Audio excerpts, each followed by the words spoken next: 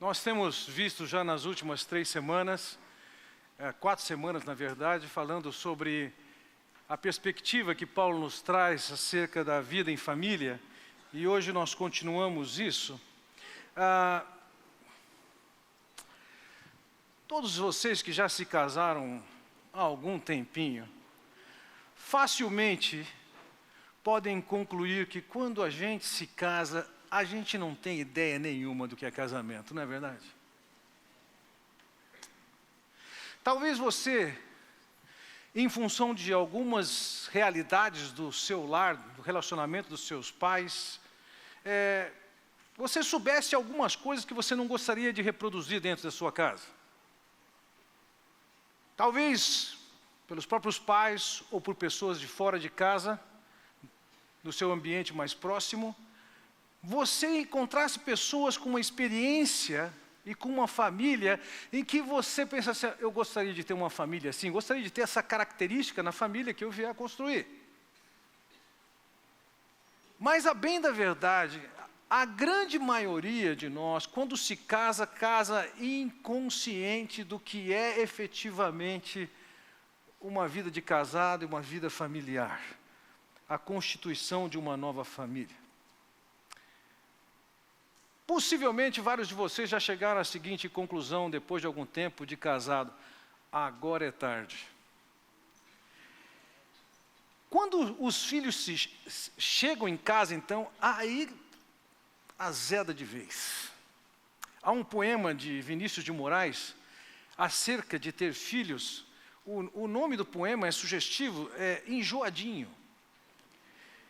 E uma parte do seu poema diz o seguinte: e então começa a apurrinhação. Cocô está branco, cocô está preto. Bebe amoníaco, comeu botão.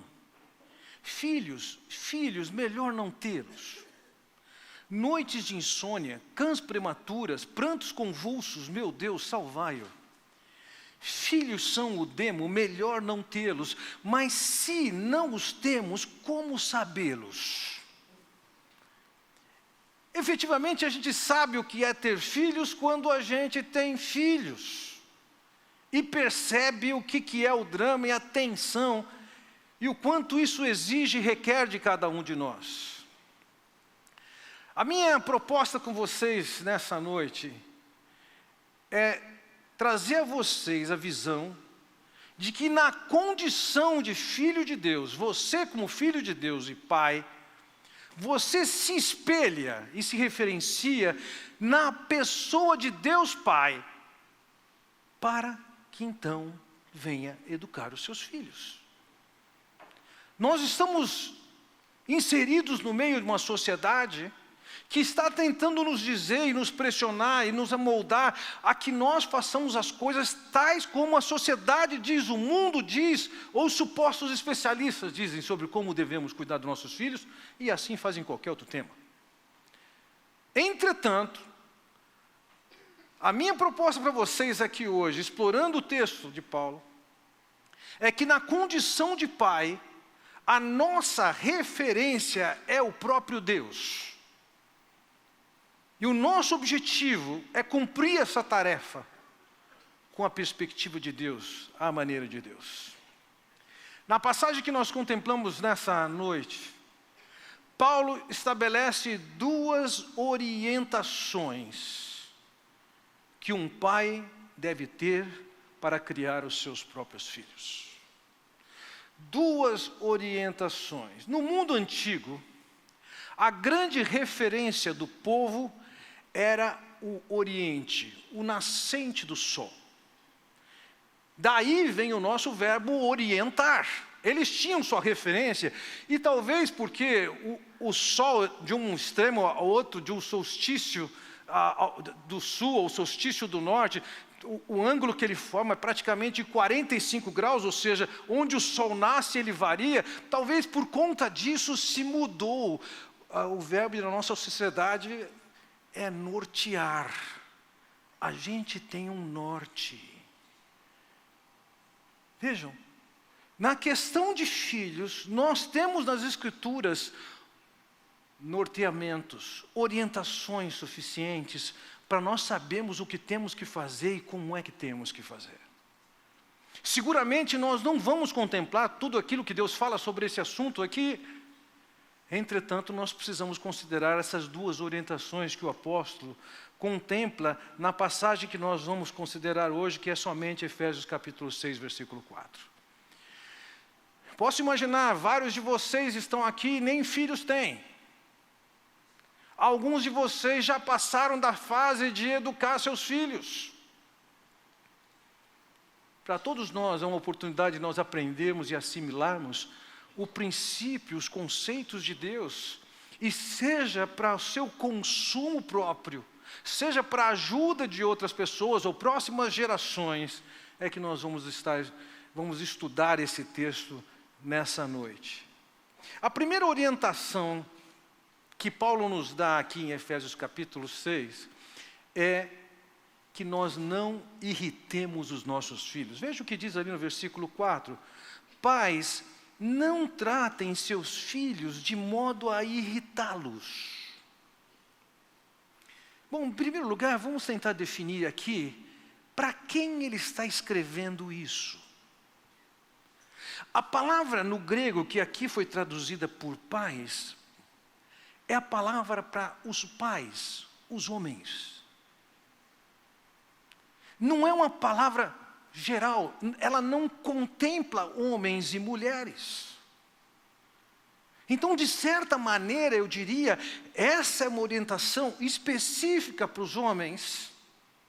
Eu diria assim, acima de tudo para os homens. Entretanto, quando nós consideramos o conceito de autoridade dentro da casa, no mundo judaico e no resto das Escrituras, nós percebemos que a ascendência que um homem tinha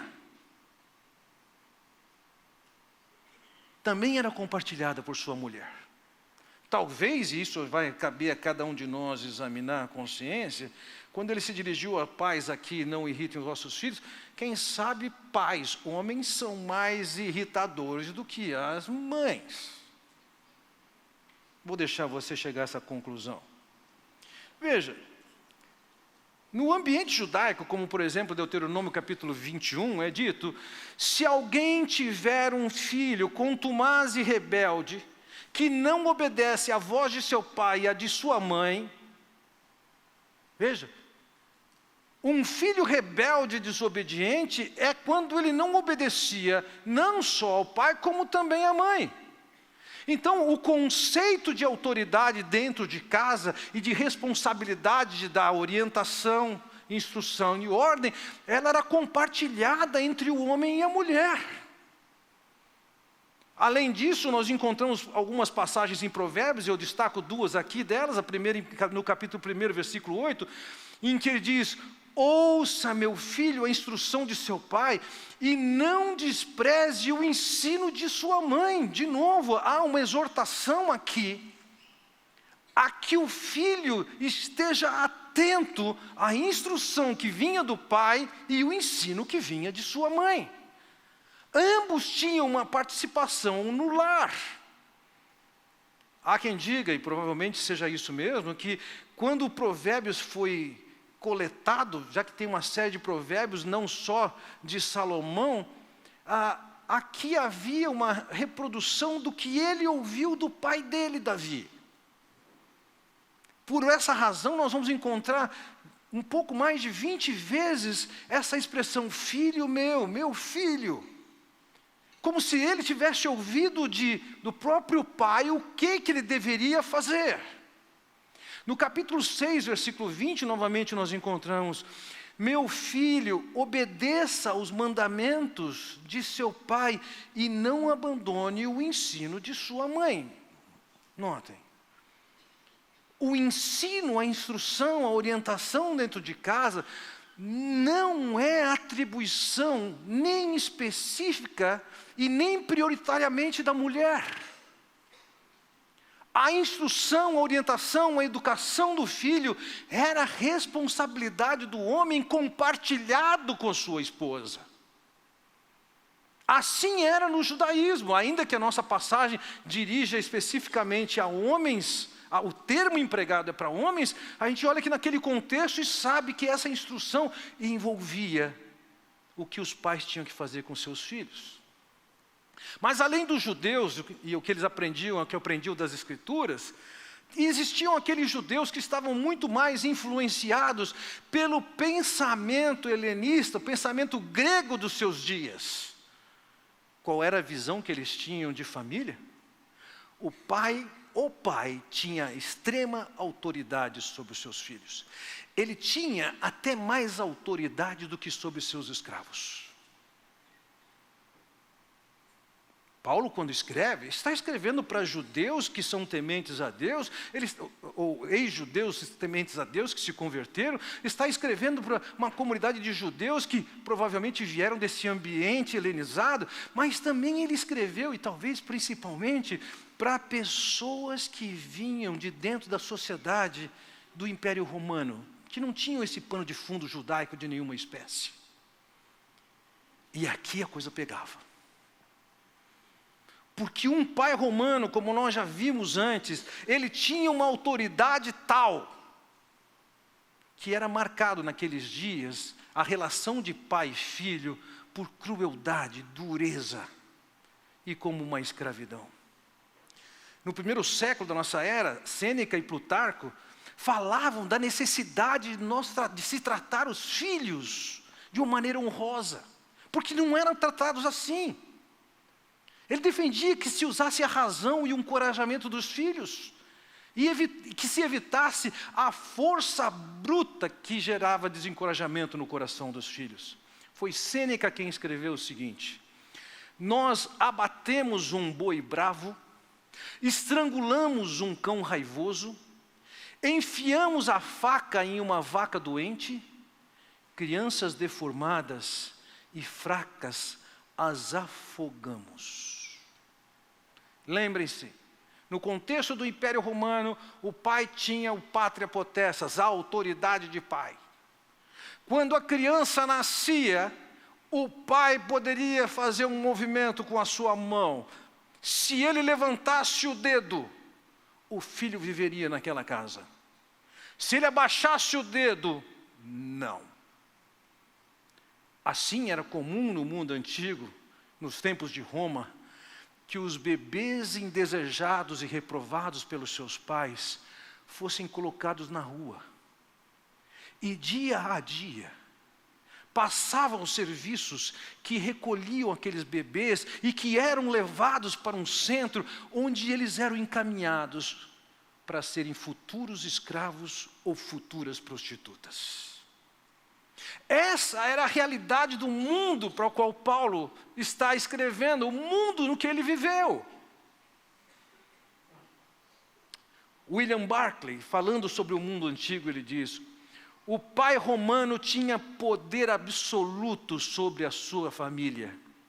Ele podia vendê-los como escravos, podia fazê-los trabalhar em seus campos, mesmo que acorrentado, podia tomar a lei em suas mãos e puni-lo como queria. Ele podia, inclusive, infligir a pena de morte para seu filho. E, seguramente, ele não seria julgado por essa razão. Mas o apóstolo Paulo, se diferenciando daquilo que era a forma de lidar com crianças e com filhos, ele escreve aqui no versículo 4, pais, não tratem seus filhos de modo a irritá-los. Na carta paralela aos Colossenses, ele diz, pais, não irritem os seus filhos. Agora, como é que nós podemos irritar os nossos filhos? O que é que nós podemos fazer que devemos deixar de fazer? Eu quero alistar algumas das coisas aqui. A primeira delas é que nós podemos realmente irritar nossos filhos com uma postura de desinteresse por eles. Até poucos anos atrás, os órgãos que ofereciam a recepção de denúncias de males que eram feitos contra crianças, a grande denúncia era a violência física. Mas a força da lei e a punição de pais que são cruéis com seus filhos tornou isso não o principal motivo de crueldade e de razão de uma denúncia. As principais denúncias que existem nos nossos dias são denúncias de falta de cuidado, de interesse dos seus pais. Abandonos, são deixados à sua própria sorte. Não provam do cuidado, do amor dos seus pais e acabam crescendo num ambiente inseguro. Elas mesmas se tornam ansiosas, inseguras e naturalmente lá na frente o que elas vão se tornar são pessoas irritadas, hostis e agressivas. Então, se hoje não há dedicação de cuidado, de amor com essas crianças, de interesse por elas, essa é uma maneira de você criar filhos irritados. Uma segunda maneira de você irritar seu filho é a crueldade física ou emocional. Eu chego a pensar, bem, eu tenho 62 anos. E eu imagino que todos vocês que regulam de idade comigo, talvez um pouco menos, vivenciaram a experiência de crueldades físicas dos pais. Eu acho que isso era bastante comum e bem menos comum hoje. Crueldade com filhos é uma maneira de ser uma fonte de irritação para o filho. Não somente a crueldade física, mas a crueldade emocional. Que tipo de brincadeira, que tipo de tratamento? Você aplica com seu filho a sua ironia, o seu sarcasmo? Tudo que seu filho quer fazer, ele está restringido, proibido, não pode fazer nada. Através dessa postura de crueldade, seja ela emocional, seja ela física, essa é uma fonte de irritação dos filhos. E ela precisa ser tirada da nossa agenda. Nós podemos irritar também os nossos filhos com ordens irracionais. Você já viu, por acaso, o caso de alguém que identifica no filho a possibilidade de ele ser um sucesso em alguma coisa, talvez na área de esporte, talvez na área de música, talvez na escola, e você espera como pai, ou se espera como pai, que o filho compense todas as frustrações do pai, e acaba colocando sobre o filho uma pressão fenomenal.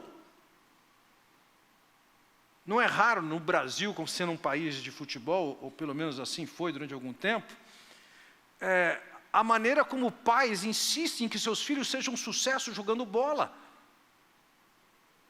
E conta-se que pais que vão assistir os seus filhos assistir o jogo de futebol são o maior problema que os técnicos têm. Porque os pais querem que os filhos sejam de fato um astro. Jogam uma pressão em cima dos filhos absurda. Entre outras coisas, nós vamos encontrar filhos que estão se tornando irritados por causa do favorecimento que se faz a um filho e outro. Veja, eu não tenho expectativa de que nós tratemos todos os nossos filhos de uma maneira igual. Você trata um menino, que é um homem, diferente de uma menina, que é uma mulher. Eles têm personalidades diferentes. É natural que se esperem tratamentos específicos para cada um. Mas, meus irmãos, os princípios que regem têm que ser marcados por princípios equânimes. E para todos eles valem. Alguns não vão ter mais liberdade do que o outro. Se você estabelece certas liberdades a partir dos 5 anos, quando o seu próximo filho chegar aos 5, ele tem que ganhar essa liberdade também. Os filhos precisam ser tratados de igual maneira, nesse sentido. Nós conhecemos nas Escrituras a ideia de o relacionamento de Isaac e Jacó, de Esaú e Jacó, tenso. Por quê? Porque havia uma preferência ali por seus pais. Enquanto Isaac preferia um, Rebeca preferia outro. Não é uma questão de preferência aqui. Nós precisamos tratar nossos filhos, naquilo que envolve simplesmente ser um filho, de uma maneira justa e igual, com expressões de amor justas e iguais.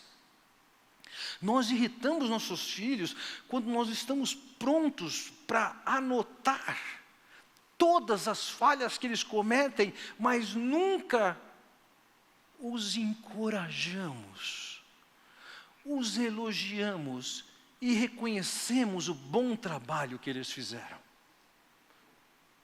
Eu estou convencido, nós podemos produzir mais com os nossos filhos através do nosso reconhecimento e elogio do que com nossa repreensão e correção. Pais irritam os filhos quando tudo que tem a falar é negativo. Pais irritam seus filhos quando eles tornam-se o centro da vida familiar e, ao invés desse pai se sacrificar pelos filhos, as pessoas se sacrificam pelo pai.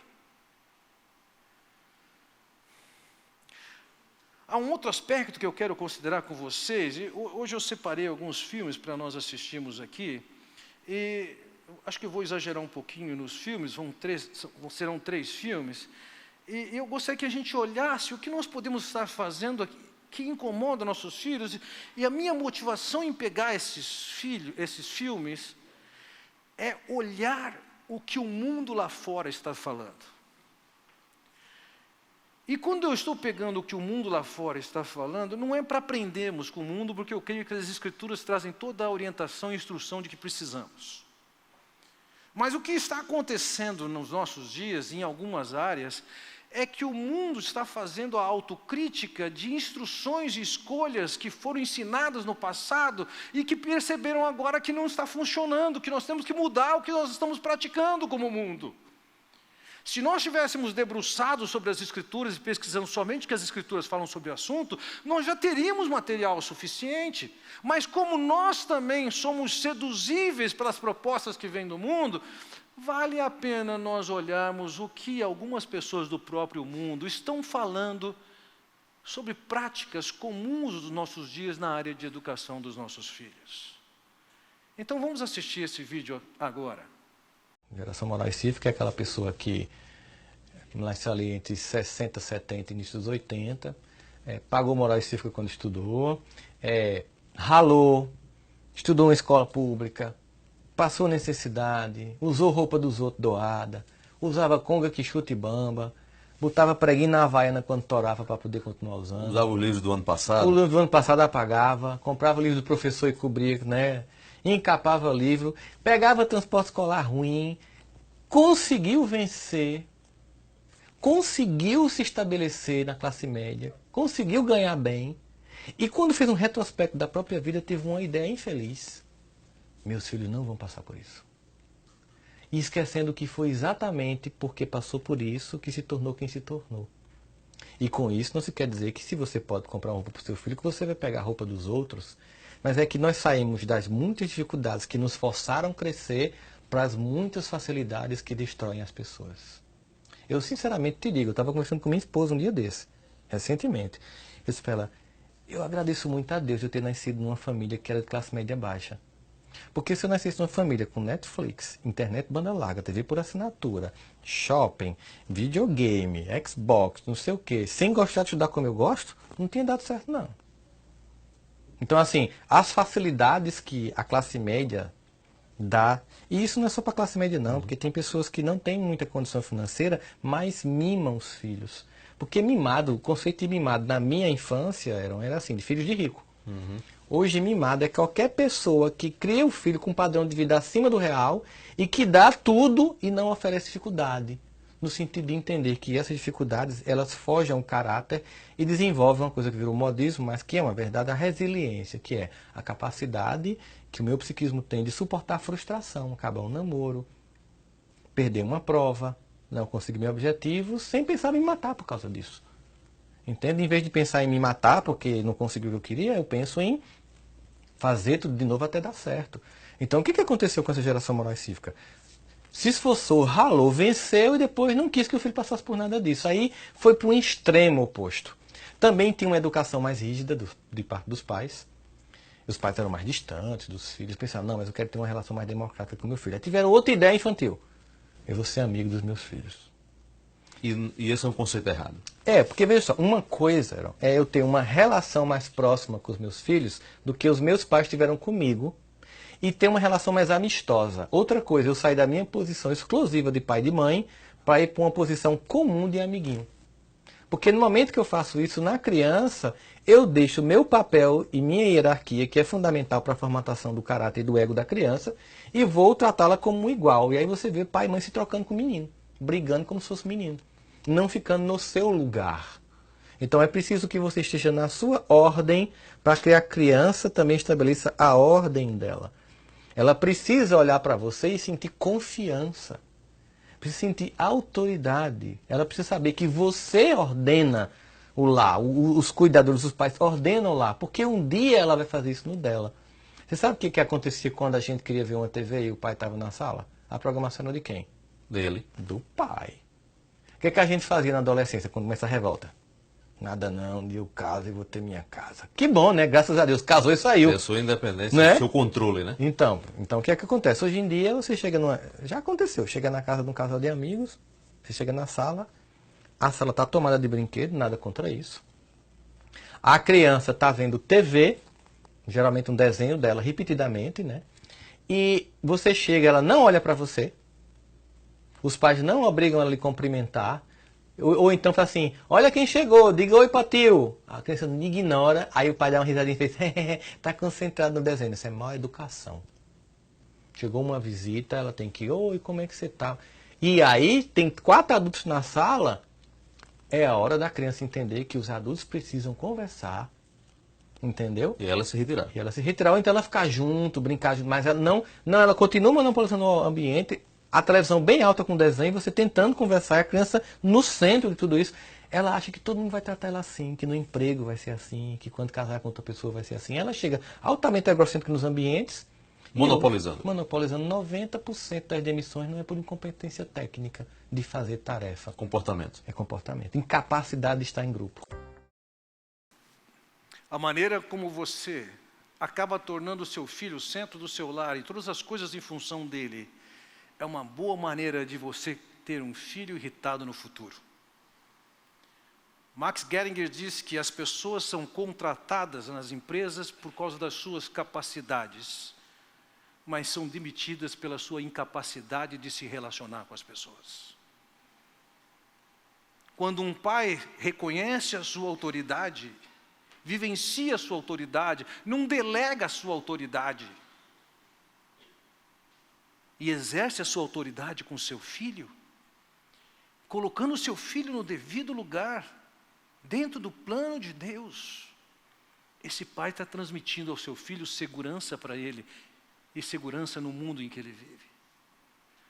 Pais, nós podemos estar irritando os filhos com coisas negativas e agressivas contra eles, mas nós também podemos estar irritando nossos filhos ou criando-os com potencial de irritação pelo simples fato de tornarmos o centro do mundo em função de quem nós temos que satisfazer todos os desejos. Pais, não provoqueis vossos filhos a ira. Mas há uma segunda instrução que Paulo dá aqui. A segunda orientação é que nós devemos educá-los segundo o Senhor. Vejam, o versículo 4 novamente nos diz: pais, não tratem seus filhos de modo a irritá-los, antes eduquem-nos com a disciplina e a instrução que vem do Senhor. Há um grande contraste, uma grande diferença entre educar a maneira de Deus, conforme a instrução que vem de Deus, e a maneira que o mundo diz que deve ser feita. E nos nossos dias, é uma realidade. A igreja tem abandonado a instrução de Deus e tem criado seus filhos nos padrões dos especialistas. O que eles dizem sobre isso?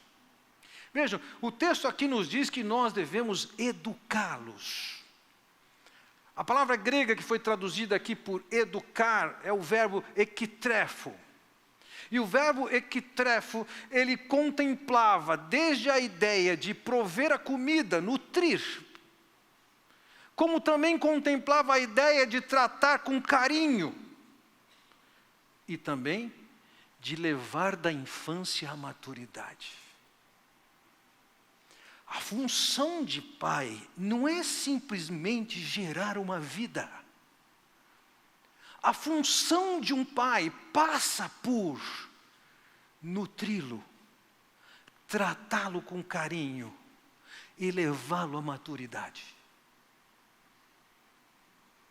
E essa tarefa que deve ser cumprida por todos nós pais, essa tarefa deve seguir certas instruções e parâmetros. Veja que ele diz aqui, ela deve ser feita conforme a disciplina e instrução do Senhor.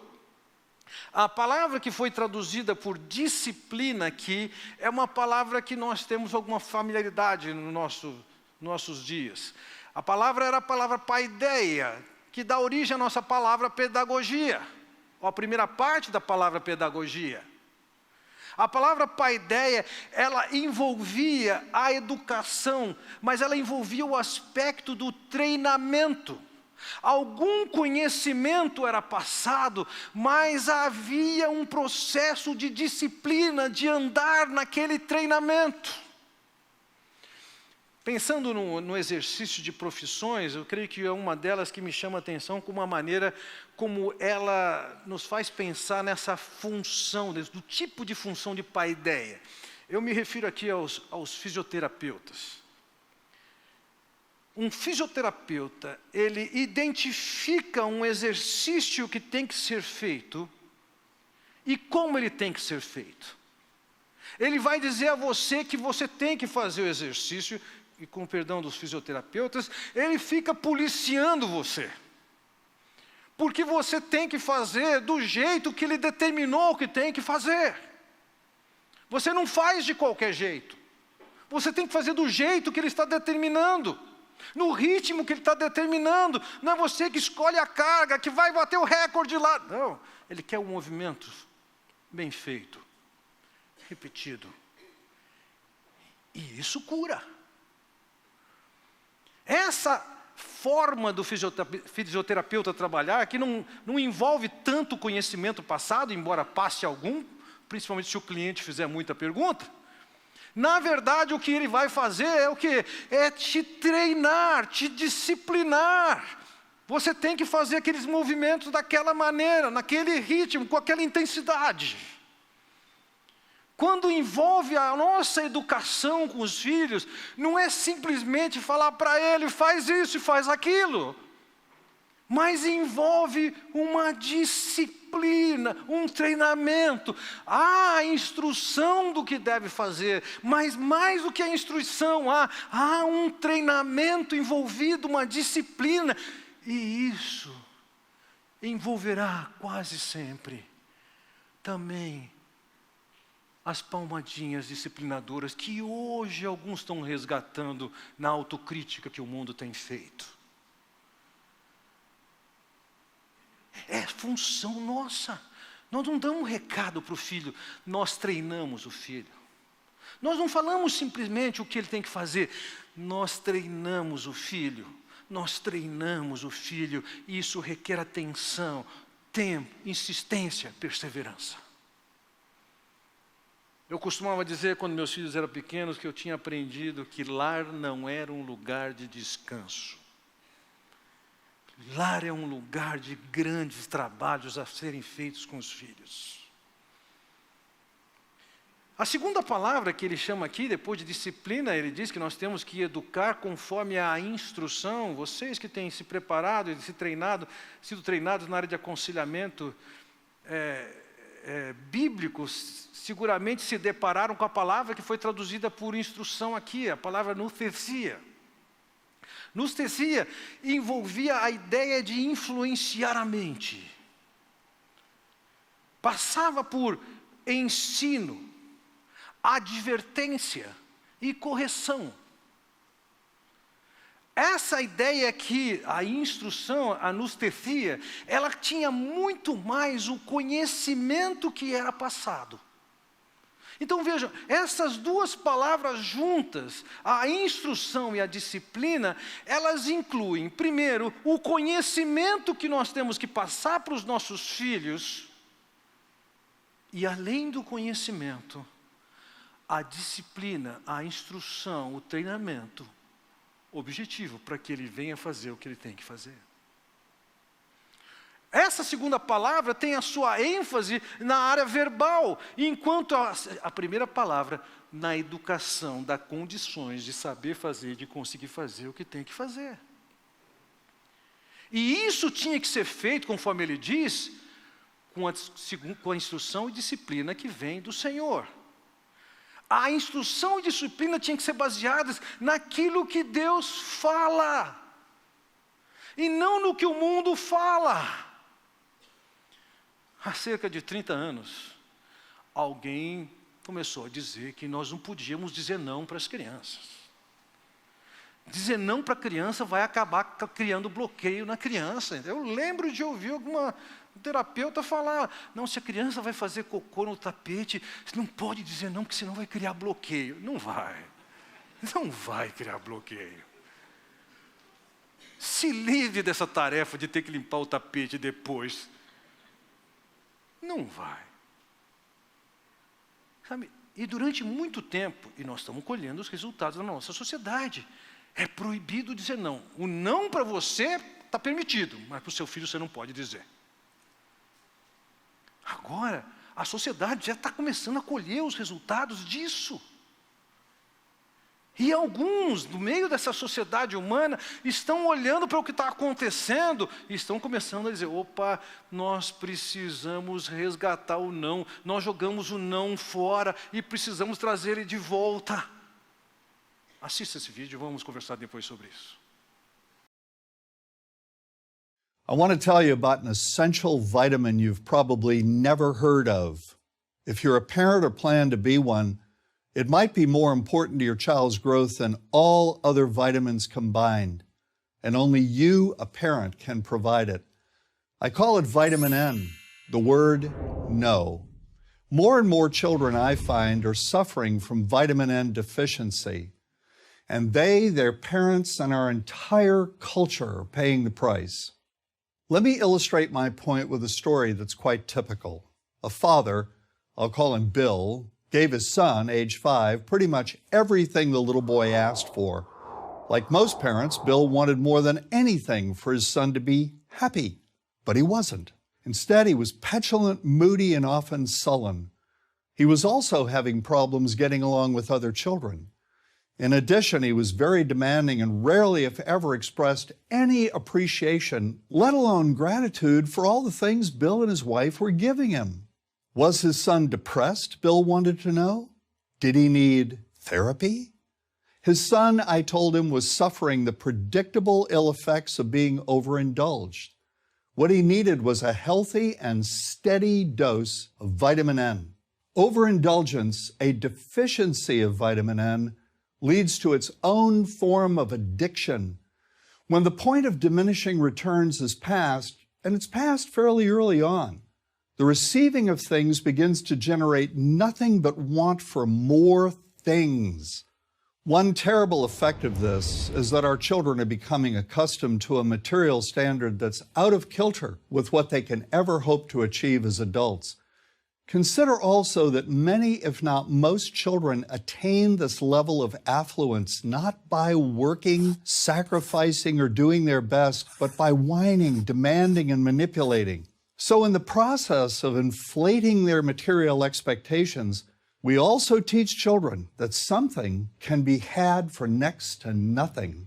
Not only is that a falsehood, it's also one of the most dangerous, destructive attitudes a person can acquire. This may go a long way toward explaining why the mental health of children in the 1950s, when kids got a lot less, was significantly better than the mental health of today's kids. Since the 50s, and especially in the last few decades, as indulgence has become the parenting norm, the rates of child and teen depression have skyrocketed. Children who grow up believing in the something for nothing fairy tale are likely to become emotionally stunted, self-centered adults.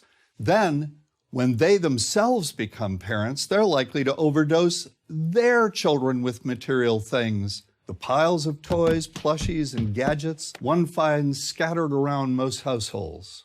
In that way, overindulgence, a deficiency of vitamin N, becomes an inherited disease, an addiction passed from one generation to the next. This also explains why children who get too much of what they want rarely take proper care of anything they have. Why should they? After all, experience tells them that more is always on the way. Children deserve better.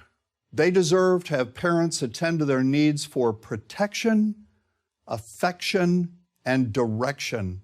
Beyond that, they deserve to hear their parents say no far more often than yes when it comes to their whimsical desires. They deserve to learn the value of constructive creative effort as opposed to the value of effort expended whining, lying on the floor, kicking and screaming, or playing one parent against the other. They deserve to learn that work is the only truly fulfilling way of getting anything of value in life, and that the harder they work, the more ultimately fulfilling the outcome. In the process of trying to protect children from frustration, parents have turned reality upside down. A child raised in this topsy-turvy fashion may not have the skills needed to stand on his or her own 2 feet when the time comes to do so. Here's a simple rule. Turn your children's world right side up by giving them all of what they truly need, but no more than 25% of what they simply want. I call this the principle of benign deprivation. When all is said and done, the most character-building 2-letter word in the English language is no. Vitamin N. Dispense it frequently. You'll be happier in the long run, and so will your child. I'm John Rosemond, author and family psychologist for Prager University.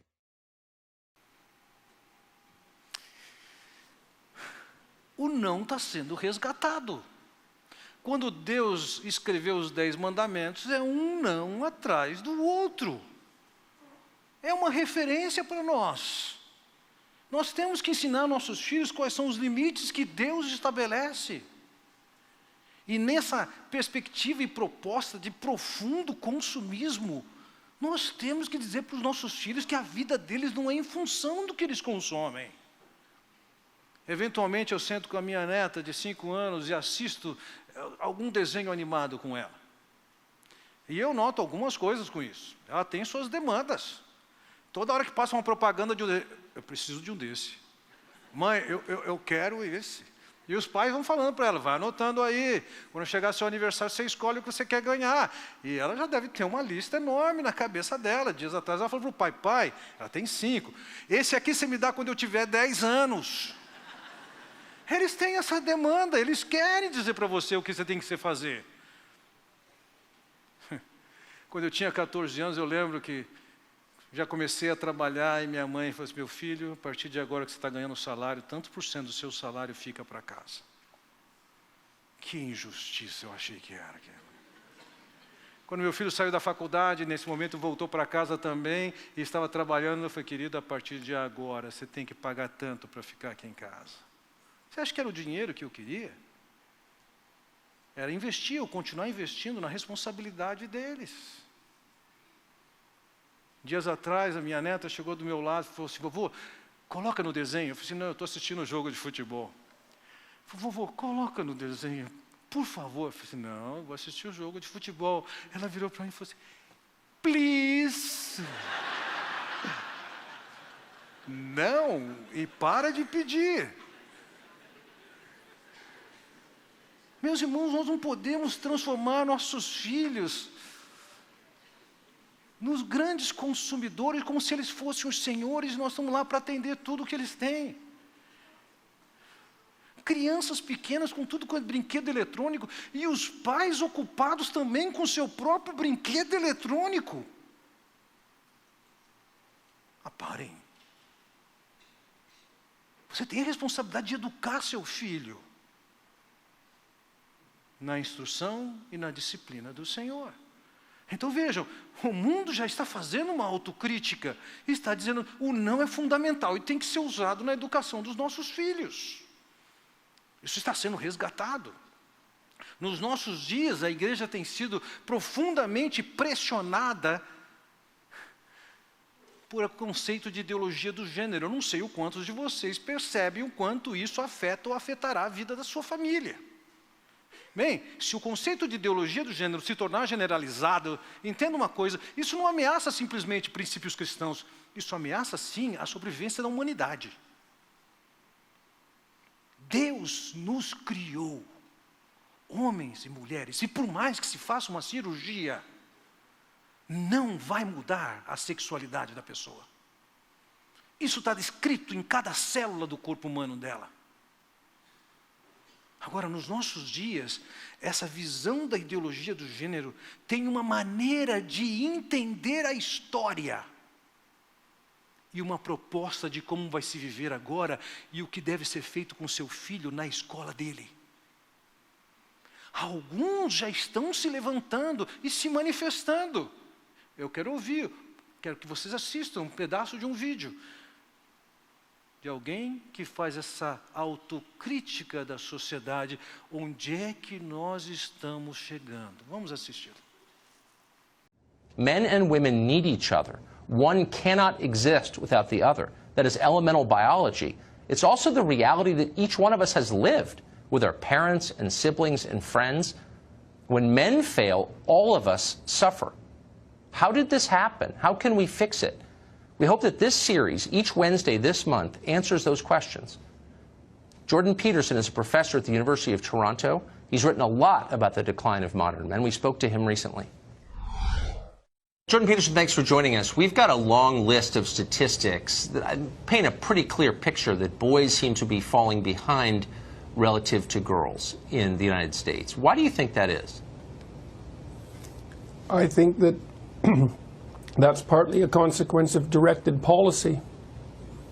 So it's linked to the idea that there's something wrong with masculinity, and so that the expression of masculinity should be limited in all sorts of arbitrary ways. The fact that kids can't really play at schools anymore is a manifestation of that. The fact that male behavior is often diagnosed as attention deficit disorder, for example, is a manifestation of that. The elimination of competition as a valid form of human interaction, and the failure to recognize that competitive sports, for example, are deeply cooperative in their fundamental nature, as long as everyone is playing by the rules, obviously. So there's that's a large part of it. So you're saying that there is an organized, not always explicit, but still organized attempt to de-emphasize masculinity or to punish masculinity. Why? Because it's easy to mistake masculine competence for the tyranny that hypothetically drives the patriarchy. It's part of an ideological worldview that sees the entire history of mankind as the oppression of women by men, which is a dreadful way of looking at the world, a very pathological way of looking at the world. It's not like men and women always get along any more than men and men get along, or women and women for that matter. But fundamentally, human history is a cooperative enterprise, and men and women have lifted themselves out of the mire over millennia in their cooperative endeavor. And to describe that as centuries of the oppression of women by men is an absolutely reprehensible ideological rewrite of history. And it's what's taught in the humanities and in much of the social sciences at universities, and increasingly in the public education system. It's taken as an unassailable fact. And you're saying that this has bad consequences for the development of boys? Well, how could you feel good about that? I mean, if you're made out to be a potential manifestation of rape culture, if you're part of toxic masculinity, if your competitive drive is regarded as part of a tyrannical impulse, if the heritage to which you belong is regarded as an oppressive patriarchy, then how in the world are you going to step forward with confidence and shoulder that what would you call it, that burden? Why would you? Why wouldn't you just step aside and retreat, which is exactly what's happening? But if men are so aggressive and bent on domination, on establishing a patriarchy, why have they stepped back and allowed this to happen? Yeah, well, I guess that's a good question, isn't it? I don't know the answer to that. I don't know if they are precisely allowing it to happen. It's very insidious, the ideological movement that's driving this, part of the radical left. Part of the radical left, I would say, is it's a very insidious movement. It's not an easy thing to resist, and a lot of it occurs, well, for example, it occurs in the school system increasingly. And it isn't clear what, they're not men that are reacting to that, that's boys. It's not clear what they're supposed to do about it. So if you it's were hard to to fight an ideological battle. It is hard. And finally, if you were to give parents of boys one piece of advice for how, in their small way, they can fight against this trend for the sake of their own boys, what would it be? Well, I would say, first of all, encourage them. And I mean that most deeply, is that to encourage someone is to instill courage in them, to support their courage. And that doesn't mean protect them from what's dangerous. It means teach them how to be competent and teach them that they can rely on themselves to prevail, even in the darkest of circumstances. That's part of it. Yes. I would say as well, more specifically, and this is specific advice for parents, if you have your children in a school and they talk about equity, and there's class and they talk about equity, diversity, inclusivity, white privilege, systemic racism, any of that, you take your children out of the class. They're not being educated, they're being indoctrinated. And there's absolutely no excuse for it. I agree with that completely. You might run out of schools pretty quickly, though, here in this country. That would be just fine. The sooner the better. Jordan Peterson, it's hard to express my gratitude to you for telling the truth as you do. Thank you very much for that. Foi Deus quem criou homem e mulher. A nossa sociedade está querendo dizer que isso é uma questão de escolha. Já existem vários anos os filmes, os silicons da vida que passam na televisão esvaziam o valor do homem. Vocês acham que isso é à toa? Camila Paglia, uma socióloga, que também assume que ela é homossexual, ela reconhece que esse movimento todo de ideologia do gênero, ele nega certas verdades históricas, como, por exemplo, que foram homens, por causa das suas características bem próprias, que conseguiram grandes feitos que foram feitos pela humanidade. E ela diz que, nos seus estudos, ela reconhece que toda vez que uma ideologia de gênero foi implantada na sociedade, isso antecedeu justamente o declínio da sociedade humana. Nós precisamos estar atentos ao que está acontecendo na escola dos nossos filhos, dos seus filhos. Nós não somos o centro do mundo, não é a criança que faz o que quer, que define o que ela é. Não é o professor que define o que tem que ser feito com seu filho, é Deus quem define isso. Dale disse o seguinte: os pais devem se preocupar mais com a lealdade de seus filhos a Cristo do que com qualquer outra coisa. Mais do que com a saúde, com o vigor e brilho intelectuais, com a prosperidade material, com a posição social, ou com que eles estejam livres das grandes tristezas e grandes infortúnios.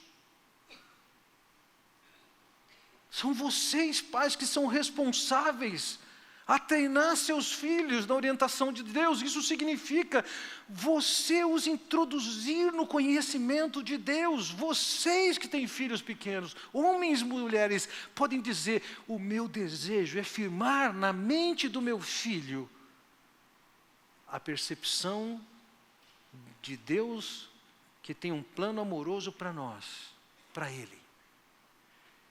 Dê ao seu filho o privilégio, e a você mesmo, de ele ter na memória que foi seu pai, que foi sua mãe, quem primeiro o instruiu nisso.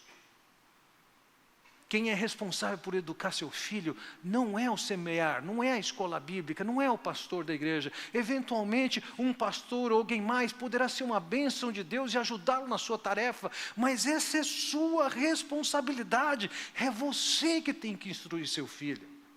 É você que tem que moldar o seu coração conforme os padrões que Deus estabelece.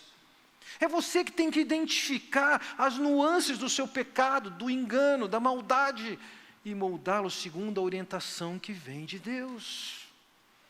É você que tem que identificar, como eu disse na semana passada, aquilo que tem sido um problema de responsabilidade ou falta de, um problema de respeito ou falta de, e um problema de obediência ou desobediência.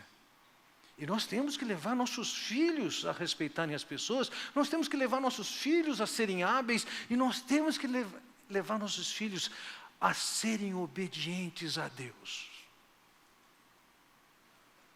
E é através da nossa disciplina, é através do nosso treinamento que nós tornamos nossos filhos obedientes de Deus. Nós é que fazemos nossos filhos discípulos do Senhor Jesus Cristo. Você deu uma ordem para o seu filho, ele tem que obedecer. Talvez você precise sentar com ele e adverti-lo um pouco mais intensamente, explicar para ele, ver se ele simplesmente esqueceu, ou se ele está resistindo, ignorando o que você está falando. E talvez, e bem provavelmente, você vai ter que sentar com ele e falar: querido, papai já falou, você não está ouvindo, porque eu amo você. Olha, está na hora de você levar umas palmadas, umas varadinhas, vai doer, e o papai faz isso porque ama você. É você que tem a tarefa da disciplina e da instrução do seu filho. Concluindo minha mensagem, meus irmãos, um grupo de sociólogos de Harvard disse o seguinte: os principais fatores para prevenir a delinquência são firmeza do pai, moderação, disciplina consistente, presença materna, demonstração de carinho entre o casal e pais e filhos, gastar tempo em atividades conjuntamente.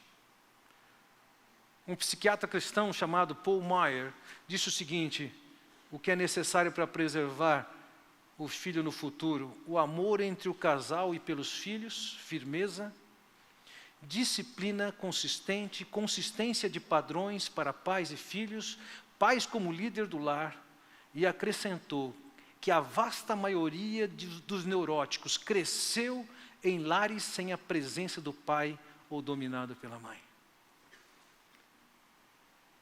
O mundo está dizendo, nós não precisávamos estar ouvindo isso. Se nós estivéssemos nos debruçando sobre a palavra de Deus, nós já saberíamos o suficiente. Entenda uma coisa: pais, a sua responsabilidade é intransferível. Um dia nós haveremos de prestar contas a Deus com o que fizemos com os nossos filhos. Agora ouçam. No tempo em que eu comecei a minha vida de pai, nós tínhamos pouquinhos livros que nos instruíam sobre o que a Bíblia trazia sobre a educação dos filhos. Então eu vou dizer a vocês que são pais de filhos hoje, que estão cuidando deles ainda, vocês são indesculpáveis diante de tanto recurso bom que você encontra numa livraria cristã. De gente boa ensinando a instruir, a educar, a disciplinar os filhos. Como é que você vai fazer isso? Vamos lembrar, Paulo começou a falar sobre família em Efésios capítulo 5, versículo 22. Exatamente no texto anterior, ele está dizendo que pais também têm que estar cheios do Espírito, ou cheios pelo Espírito. Você vai ser o pai que você tem que ser, quando você é o filho de Deus que tem que ser. O seu caráter trabalhado por Deus, você tendo suas experiências com Deus, vai poder ser a bênção para o seu filho. Meus irmãos e minhas irmãs, O privilégio que nós temos é enorme, a tarefa é enorme, e é somente Deus quem nos capacita a isso. Que desafios que nós temos. Dando continuidade aos temas anteriores sobre relacionamento conjugal, na próxima quarta-feira, nós temos um tempo para continuar a refletir nesse assunto aqui. Então, na próxima quarta-feira, às 20 horas, pais, filhos, essa é uma oportunidade de vocês chegarem para ouvir e considerarem o que as Escrituras têm falado sobre isso.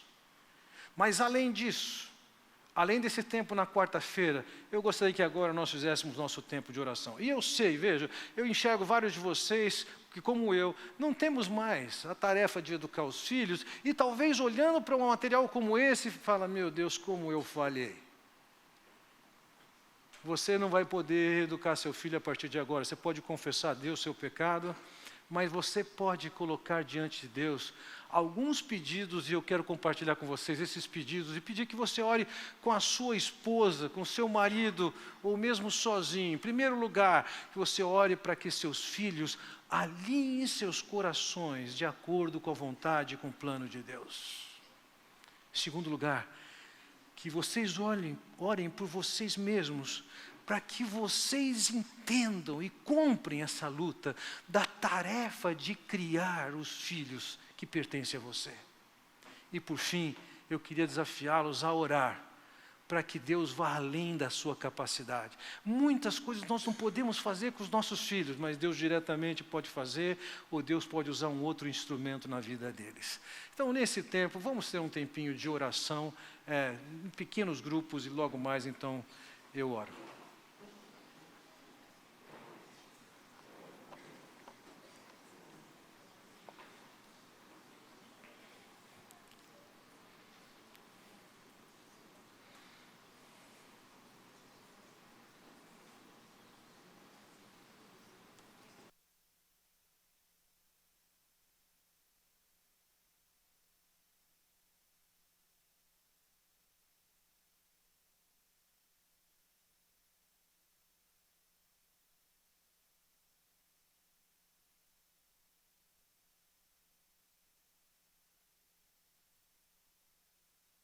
Pai Celestial, nós queremos te agradecer pela bondade sobre as nossas vidas.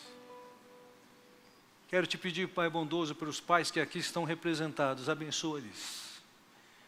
Que eles comprem essa briga, assumam essa responsabilidade diante de Ti, de criar seus filhos, de educar seus filhos, conforme a disciplina e a instrução que vem de Ti. Ó Senhor, abençoa nossos filhos, não tanto na sua saúde, na sua vida educacional ou profissional, quanto principalmente numa vida contigo, em de andar contigo e conhecer a Ti e te servir. Eu oro, Pai bondoso, em nome de Jesus. Amém. Que Deus os abençoe.